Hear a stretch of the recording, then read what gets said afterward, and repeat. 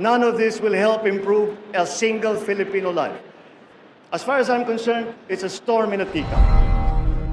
Aminin man o hindi, naging malaking issue sa katatapos na senatorial race ang impeachment laban kay Vice President Sara Duterte.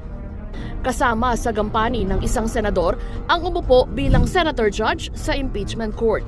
Sa 12 bagong senador na nanalo, 5 ang panig sa administrasyon, 5 sa partido ni dating Pangulong Rodrigo Duterte at 2 sa masasabing kasama sa Liberal Party. Sa game of impeachment, kakailanganin ng 2/3 o 16 na senador para guilty ang verdict.